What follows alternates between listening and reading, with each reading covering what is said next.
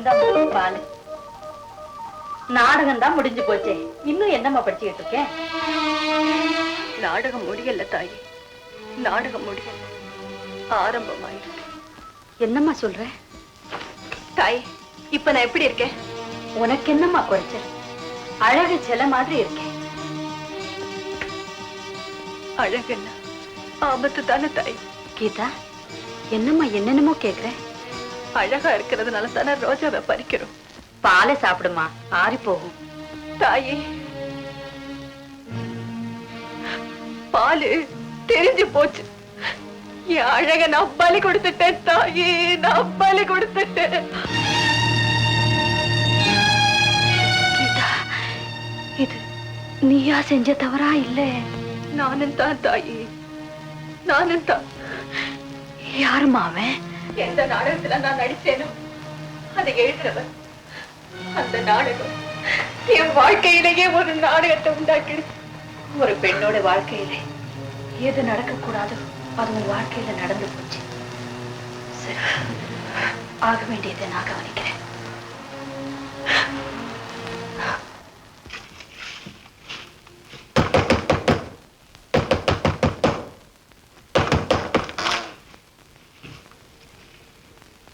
தம்பி பேர் தானே சந்திரநாத்? ஆமா, உள்ள வாங்க. பரவாயில்லை, நான் கீதாவோட வளர்ப்பு தாய். ஓ, நீங்க என்ன பேச வந்திருக்கீங்கன்னு எனக்கு தெரியும். மன்னிக்க முடியாத பெரிய தவறு நடந்து போச்சு. ஆனா கீதாவை நான் கைவிட மாட்டேன். பெரியவங்க சம்மதிச்சீங்கன்னா நான் அவளை கல்யாணம் பண்ணிக்கிறேன். அதேதான்ப்பா நானும் சொல்ல வந்தேன்.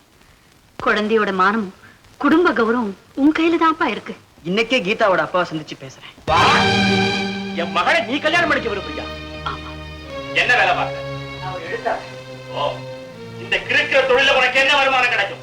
அதிகமா இல்லைனாலும் அளவா கிடைக்கும். 5-10 இல்ல 100-200? அது அதிர்ஷ்டத்தை பொறுத்தது சார். அப்போ வாழ்க்கையில நீ அதிர்ஷ்டத்தை நம்பித்தான் பிழைக்கணும் இல்லையா? என் பங்களாவை நீ பாக்குற பர்னிச்சர், செவுத்துல மாட்டப்பட்டிருக்கிற சித்திரங்கள், சிலைகள், நீ நிக்கிறைய அந்த கம்பளம், இதுல ஏதாவது கொண்டு உன் வீட்டுல உண்டா? நீங்க சொல்றது எனக்கு புரியுது. ஆனா இதெல்லாம் எனக்கு தேவையில்லை. கீதாவுக்கு தேவை.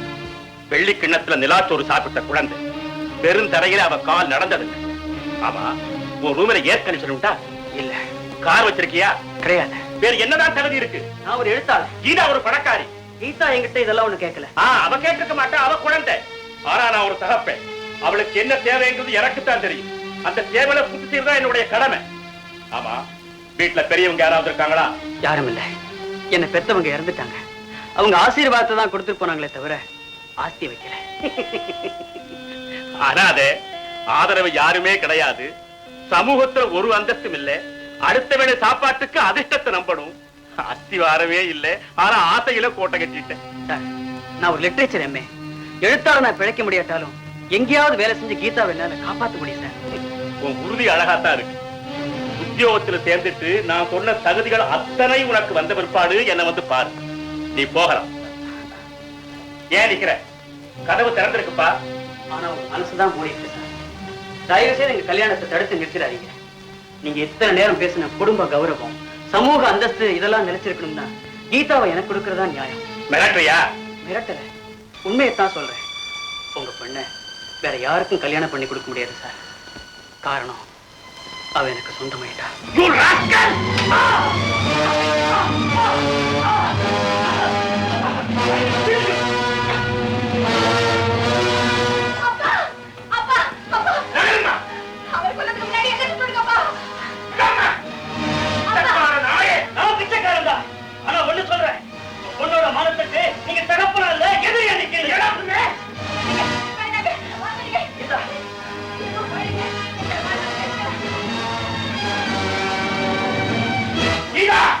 அவன் சொல்லுவதெல்லாம் உண்மையா?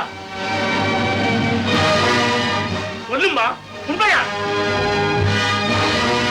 கீதா,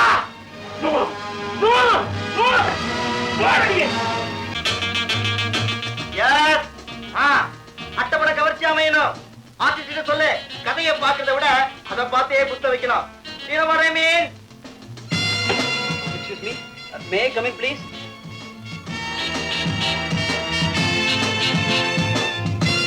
எப்படி போன நூற்றாண்டிலே இருக்கியா இல்ல புது ஜென்மம் எடுத்துட்டியா? சேலை கட்டும் கதைக்கெல்லாம் ஜீன்ஸ் போட்டாச்சா? இல்ல பழைய பஞ்சாங்கம் தானா?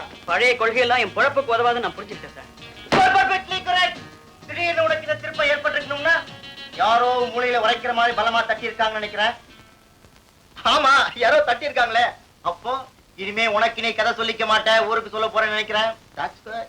Now come to the business. எங்க பப்ளிகேஷனுக்கு இன்னும் ஒரு வாரத்துல உன்னால கதை தர முடியுமா? நான் முயற்சி பண்றேன் சார். முயற்சி இல்ல, முடிக்கணும். கதையோட தலைப்பு நானே சொல்றேன். வாழ்க வாலிபம். வாழ்க சதானந்தம். தேங்க்யூ. நீ எவ்வளவு பணம் எதிர்பார்க்கற? சார், நான் ரொம்ப மாறிட்டேன். அதிகமாக எதிர்பார்க்கிறேன். ஒரு 200 ரூபாய் கொடுங்க சார்.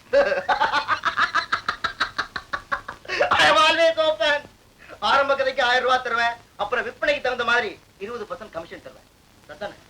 சார், உங்க பெரிய மனசுக்கு ஒப்பந்தத்துக்கு அட்வான்ஸா? ஆரம்பத்துல கையை குலுக்கிக்குவோம். கதை வந்த உடனே காசு தரேன். அப்போ நான் உங்களை ஒரு வாரத்துல பாக்குறேன் சார். கதையோட. ஓகே. வெல்க பாரத மாதம். ஒழுங்கா இருந்த ஒரே பிள்ளை இப்ப எங்க பக்கம் சேர்ந்துட்டா.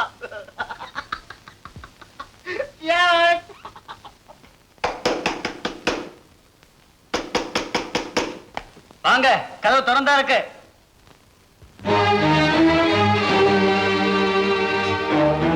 இதா வா. அன்னைக்கு எங்க அப்பா உங்களை அவமானப்படுத்துறதுக்கு நான் மன்னிப்பு கேட்டுக்கிறேன். பரவாயில்ல கீதா, எனக்கு அது ஒரு நல்ல படிப்பினதான். பணம் தான் வாழ்க்கைங்கிறத உங்க அப்பா எனக்கு நல்லா புரிய வச்சுட்டாரு. என் லட்சியத்தை கழட்டி எறிஞ்சிட்டா நானும் பெரிய பணக்காரன் ஆயிடுவேன்னு உங்க அப்பாவுக்கு புரிய வைக்க போறேன். நீங்க என்ன சொல்றீங்க? இப்ப நான் இருக்கிற இடம் எளிமையா இருக்கலாம், ஆனா இன்னும் கொஞ்ச நாள்ல ஒரு பெரிய பங்களாவில குழு குழு அறைகளும் சித்திரங்களும் சிறைகளும் ரத்தன கம்பளங்களும் உங்க அப்பா கேட்டாரே அந்த அந்தஸ்தோடு இருப்பேன். கை நிறைய கரன்சி நோட்டு அள்ளிக்கிட்டு உங்க வீட்டு கதவை தட்டுவேன். அப்புறம் அவர் பொண்ணை கொடுக்கட்டும். இல்லைங்க, நீங்க இனிமே பொண்ணு கேட்கறதுக்கு அங்க போக வேண்டாம். கீதா, பெத்தவங்க வழி அனுப்ப பெருமையோட வர வேண்டிய பொண்ணு வீட்டை விட்டு துரத்தப்பட்டு தன்னந்தனியா உங்களையே நம்பி வந்திருக்கு. எனக்கு இனிமே எல்லாம் நீங்க தான்.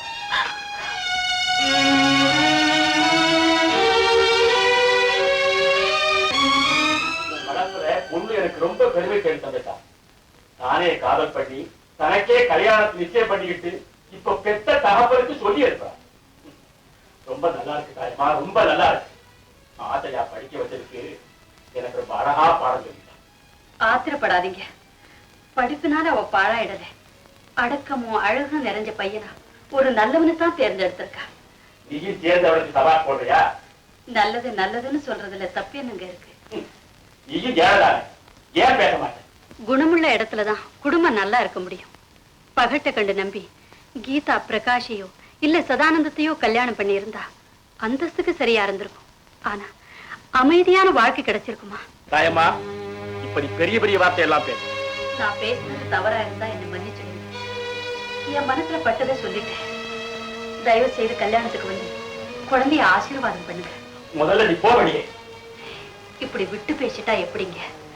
இந்நேரம் அவ தாய் உயிரோட இருந்தா இப்படி வெறுப்பா நடந்துக்குவாங்களா? பாவம், குழந்தை நொந்து போயிடுவாங்க. போறேன். ஆனா இதே வெறுப்பு ரொம்ப நாள் நீடிக்க முடியாதுங்க. அது உங்களுக்கே தெரியும்.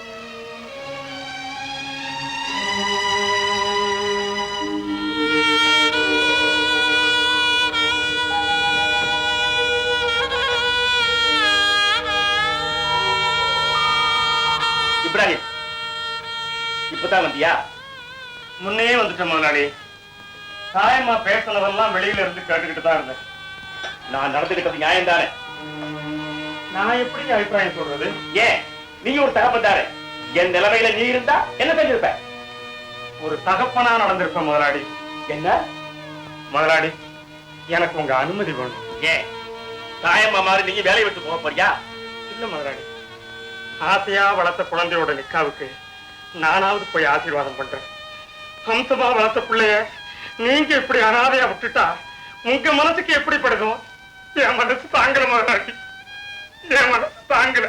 அப்ப நீ போ, எல்லாருமே போயிடுங்க. எனக்கு யாருமே தேவையில்லை.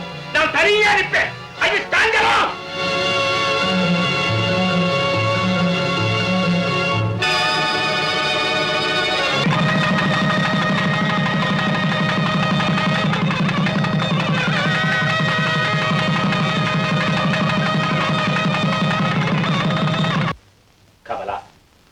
உன் மக என்ன காரியம் செஞ்சுட்டா பாத்தியா?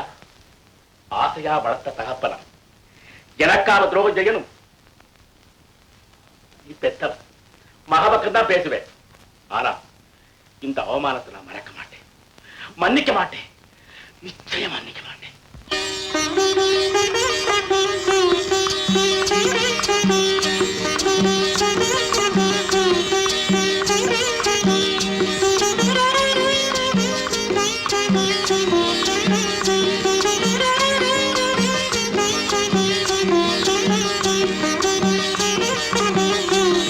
கீதா, அப்பா உன்னை ஆசீர்வாதம் பண்ண வரலையேன்னு வருத்தப்படாதம்மா.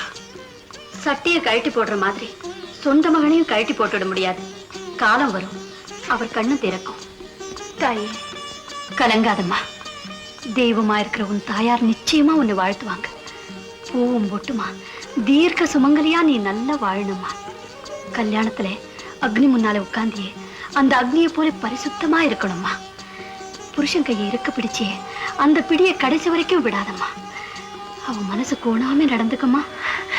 தாயே, நீ சொன்னது என்னைக்கு நான் மறக்க மாட்டேன். நீ நல்லா இருக்கணுமா, நீ நல்லா இருக்கணும். நான் வரேம்மா.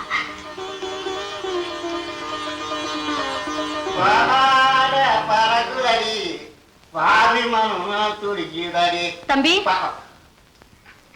கடவுள் புண்ணியத்துல என் வேலையெல்லாம் நல்லபடியா முடிஞ்சிச்சு. நான் போயிட்டு வரேப்பா. என்னத அதுக்குள்ளேவா? குழந்தை பிறக்கணும், நீங்க தாலாட்டு பாட்டணும், நான் ஒரு மாட்டு பால் கொண்டு வந்து குழந்தைக்கு ஊட்டணும். எவ்வளவு வேலை இருக்குது அங்க. குழந்தை பிறந்ததும் எனக்கு தந்தி கொடு, நான் இங்க வந்து உனக்கு துணையா இருக்கேன்.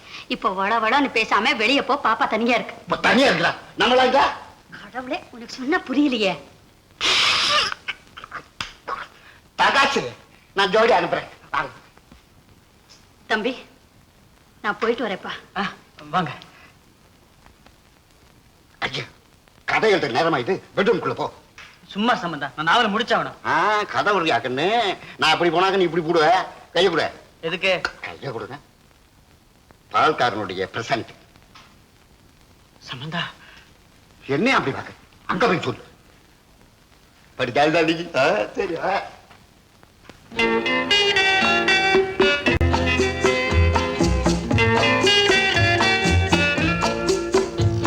வண்ணப்பட்டாடை உடுத்தி இனிப்பான எண்ணங்களை சுமந்து கொண்டு அவள் கட்டிலறையில் காத்திருந்தாள் காதலனின் வருகைக்காக.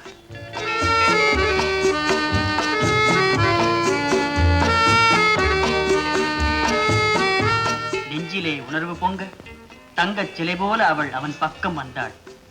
தொட்டணைக்க உள்ளம் துடித்தது, நாணம் தடுத்தது. முடிவில் அவள் மலர்க்கரம் நீட்டி அவன் கன்னத்தை வருடினாள். என்ன கிட்ட விளையாடுற? எழுதுறேன் தெரியல. எங்க இன்னும் தூக்கம் வரலையா? எழுதுற வேலை இருக்கு. நாளைக்கு எழுதக்கூடாது. இன்னைக்கு தானே கற்பனை வளமா வருது. இன்னைக்கு என்ன நாள்னு உங்களுக்கு தெரியுமில்ல? தெரியும், சனிக்கிழமை. கீதா, நாளைக்குள்ள அந்த கதையை கொடுத்தாகணும். நீ போய் தூங்கு.